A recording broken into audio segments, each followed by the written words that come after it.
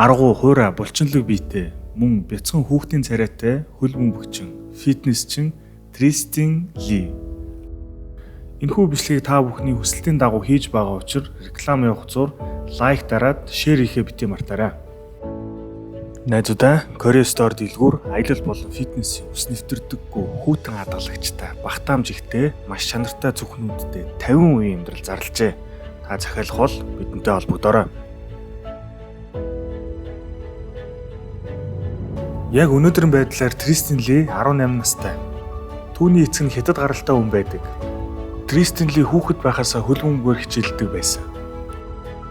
Жаалхуу туранхай жижиг биетэй байсан учраас түүний багш дасгалжуулагч фитнест явахыг зөвлөсөн байдаг. Гэтэл Тристин бодибилдингийн дасгалуудад маш хүчтэй дурлаж фитнесийн тэмцээнд хүртэл ороод амжжээ. Нэгэн удаа Тристин өөрийн Instagram хуудастай 2 толгойд булчингийн дасгалаа хийж буй бичлэгээ оруулсан нь вирусын мэд интернетээр тархаж тэрээр Instagram-ын од болсон билээ. Тэрээр яг өнөөдрийн байдлаар Instagram-да 1.5 сая дагагчтай бөгөөд энэ нь зөвхөн өөрийн сонирхлоо хөөж буюу фитнесээр мөнгө олж амьдрахад нь тус болдог.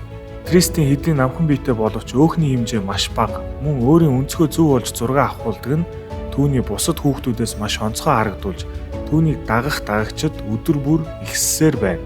Өнцгөө маш зөв болж зураг авахулна гэдэг тийм ч хэлбэр зүйл биш бөгөөд үүнд түүний төрсөн ах нар нь тусалдаг.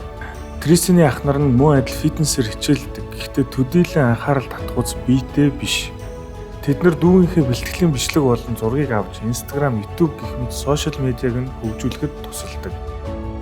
Ихэнхдээ Тристин Ли өдөр бүр 2 удаа бэлтгэл хийдэг. Тэрээр тийм ч хүчтэй биш. Гэхдээ түүний үндсэн татал тэвтэй шахалт 100 кг-аар 10 удаа давтдаг. Харин штангтаа султ 140 орчим кг-аар хийдэг байна.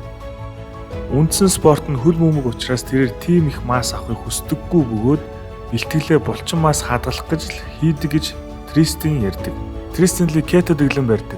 70% нь өөх тос, 25% нь уурга, 5% нь нүүс ус. Хөл бөмбөгчний хувьд хангалттай сонин дэглэмж Тристинд маш тохиромжтой байдаг гэж тэрээр үздэг байна. Хүчний бэлтгэл мөн хөл бөмбөг хоёрыг хослуулдаг нь өдөрт маш их кардио хийдэг гэсэн үг. Түүний бэлтгэлийн онцлогоос гэвэл Тристин дасгал хооронд маш богино хугацаанд буюу 40 секунд л амардаг байна. Тристин 15 настай байх үедээ 18 нас хүрмэгцээ шууд Мистер Олимпик төрүүлж дэлхийн хамгийн залуу шилдэг бодибилдер болно гэж ярьдаг байсан. Харин өнөөдрийн байдлаар 18 нас хүрж буй Тристин Мистер Олимпик төрүүлэх нь байтугай оролцох нь арай л хол байгаа мэт. Фитнес ертөнцийг байлдан дагуулагч, сая хүүхдүүдийн урам зориг нь болсон залуу маань зураг даруулах өнцгөө маш сайн олдог нь түүний амжилтын үндэс юм. Харин түүний бусад тамирчидтай бэлтгэл хийж буй бичлэгийг үзвэл Тристин тийм ч том биш. Түүнд маш их урам зориг дэмжлэг эрхийн хажуугаар сар зүйлч түүнийг тойрсонгүй. Тристин Лигийн зарим нэг дагагчид нь түүнийг натурал биш гэж шүүмжилдэг. Натурал гэдэг нь ямар нэгэн дааврын, стероид, гормоны гаралтай эм тариаг хэрэглэхгүй өөрийн дааврын системээр биеэ хөгжүүлж буй тамирчдыг хэлдэг. Маш олон фитнес блогерууд түүний хитрхийн нам биетэй учир эмчийн зааврын дагуу өсөлтийн гормон хэрэглэдэг гэж таамагладаг. Энэ нь түүнийг маш нимгэн буюу өөхний хэмжээг маш бага хувьээр авчирч булчинг нь хайлахаас хамгаалдаг гэж үздэсгэдэг байна. Харин зарим түүний хейтерүүд нь түүнийг удахгүй эрүүл мэндийн асуудалд хүлээж байгаа. Ийм биетэй байх эрүүл мэндэд маш муу, удахгүй өхнө гэх мэтээр бичсгэдэг байна. Гэвч Тристин энэ бүгдийг үл тоон өөрийн том зорилготой хүрэхийн тулд өдөр бүр бэлтгэл хийж маш олон хүүхэд залуучуудыг уриалж буй залуу, эрч хүчтэй тамирчин хүү билээ. За Тристин Ли натурал уу биш үү? Ер нь ийм биеийг ямар нэгэн стероид гормонгүйгээр бий болох боломжтой юу? Юу гэж бодож байгаагаа комент хэсэгт үлдээгээрэй. Та бүхний бодол миний хувьд маш сонирн байх болно.